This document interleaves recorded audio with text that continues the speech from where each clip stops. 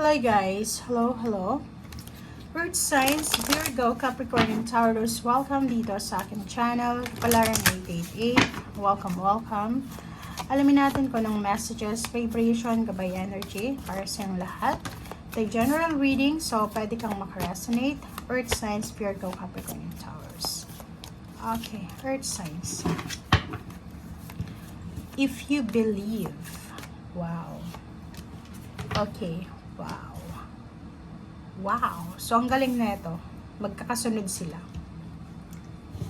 Earth signs. Sinasabi sir dito ng barahan na kung naniniwala ka daw, yung situation mo ay mag-i-improve talaga yan. Kung naniniwala ka sa sarili mo, sa kakayanan mo, sa Panginoon, sa universe, mag-i-improve talaga yung situation mo. Or kung naniniwala kang mag-i-improve or positive talaga yung mindset mo. Okay? There's something better. So, sinasabi sa'yo ng barahan na ano ba nitong iniisip mo ngayon na much better pa sa ginagawa mo. Like for example, may work ka ngayon, may business or may relationship ka, pero iniisip mo na, ay hindi ito yung gusto ko. Sinasabi ng barahan na huwag kang masyadong magpanic, maging negative, mag-alala. Kasi yung situation ng tao, ng buhay natin dito sa mundo, wala tayong perfect life eh. Parang kung gusto nating masaya, masaya lang. Ayaw natin ng malungkot, hindi tayo dadaanan ng lungkot, hindi ganon. So, may ups and downs, may lungkot, saya, kaya there's time for lahat, diba? May kasayahan, kalungkutan, parang ganon. So, maniwala ka na magbabago yung situation mo, and may much better pa na plano sa'yo ang universe ng ating Panginoon.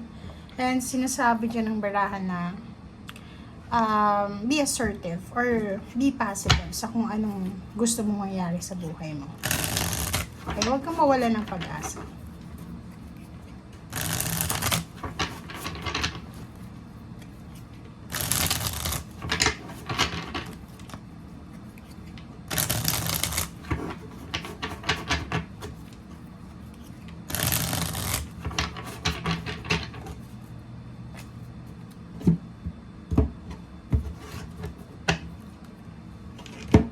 Okay. First card, Death card, and Seven of Cups. Wow. So, nakikita ko sa'yo dito na posibleng ino-offeran ka ng universe ng choices or kailangan mong mag-decide or pwedeng may kailangan kang pagdesisyonan, may kailangan kang tapusin. Parang gano'n. So, ibig sabihin kung hindi ka masaya sa kasalukuyan mo sitwasyon sa ngayon, binibigyan ka ng universe ng ating Panginoon ng oras, ng pagkakataon, ng timing, ng energy, ng vibration, ng choices. Okay? So, ang Seven of Cups nito, sinasabi na may in-offer sa'yo. May in-offer sa'yo ang universe, may in-offer sa'yo ang Panginoon na it's either new job, new relationship, new source ng happiness. And may kailangan ka munang tapusin bago mo ito simulan. So, ibig sabihin, kalma ka lang. Kailangan mong tapusin kung anong ginagawa mo, sir. Kung may contract ka ngayon, may trabaho ka, or may relationship ka sa ngayon, huwag kang mag-jump into another relationship kung meron ka pa sa ngayon. Huwag kang mag-jump sa another business kung nasa business ka pa ngayon. Huwag kang mag-jump sa another career kung alam mong meron kang kompromiso sa ngayon. So, sabi sa'yo dito, tapusin mo muna. Okay? And justice, be fair. Parang ganon. So, kailangan mong maging balance eh. Kasi pag hindi ka naging balance, doon papasok lahat ng mga negative sa buhay mo. So, ay dito ko sir dito, may mga kontrata, may mga contract signing, paper, documents na kailangan kang ayusin. Parang ganun. So, itong justice card is message of karma. Diba? It's a good karma. So, sinasabi sa'yo na may incoming good karma or pwedeng ngayon is nare-receive mo na yung karma na yan. And itong justice na to, it's either recovery from anything na hindi maganda. Okay? For several months. So, itong justice na to is nakikita natin na papabor sa'yo yung universe. Okay? Papabor sa'yo yung kung ano yung gusto mo ay ibibigay sa'yo. Pero, kailangan mong i-weigh. Timbangin mo yung situation. Page of Swords. So, nakikita ko sir dito na for the next year or for the next months, may posibleng isi-celebrate ka. So, may incoming celebration, may incoming family gatherings, reunion, pwedeng may mga housewarming, house blessing, may mga homecoming, parang ganun, reunion. So, nakikita natin yung occasion, nakikita natin yung source of happiness mo for the next month or for the next year. Seven of Wands, nakikita ko sure dito na nakafocus yung iba sa inyo, Earth signs, Virgo, Capricorn, and Taurus sa kanilang pamilya or sa kanilang emotional happiness.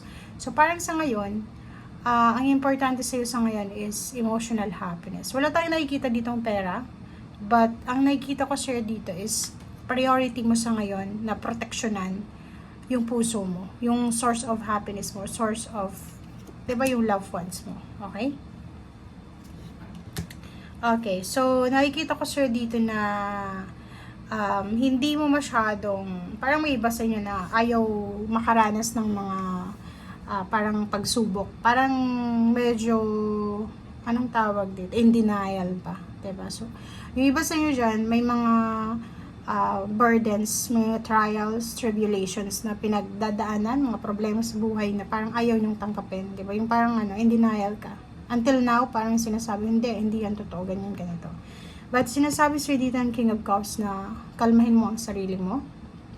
And tanggapin mo kung ano yung sinasabi ng universe or kung ano yung binibigay sa'yo. And be strong, be courageous, be strong and be courageous. Okay? And sa usaping pera, sinasabi sa'yo dito na magpakatatag ka. Kasi, ano man itong minamanifest mo, nandito yung Knight of Wheels. Okay? Sa ilalim niya is the Emperor. Sinasabi sa'yo dito na ano man itong minamanifest mo, ay posibleng ibibigay yan sa'yo. Yung stability, yung empowerment. Lalo yung iba na nagmamanifest na ma-promote sa trabaho, tumaas yung sweldo, makapag-travel around the world, makapag-create ng sariling business, makarecover sa nawalang pera, mag-improve yung situation nila. So, lahat yun, yung makapag-sign ng contract or pwedeng makalipat ng bagong career. So, lahat ng minamanifest mo ay posibleng ibibigay sa iyo yan in the near future. So, sa araw nito, sinasabi ng barahan, kailangan mo lang sa ngayon is, kailangan mo ng pasensya. Kailangan mo magkaroon ng pasensya and kalma. Kalmahin mo yung sarili mo kasi pag naging aggressive ka sa decision making mo, ikaw din yung magsasuffer na in the near future. Kita mo to, yung Emperor, yung empowerment. If ever wini-wish mo na maging owner ng business or maging financially stable, lalo sa usaping pera, may parating na good news sa'yo. Knight of Wheels, diba? It's either 1 year from now, 1 month from now, financially, hindi ka masyadong mamroblema. Okay? Thank you guys. Bye!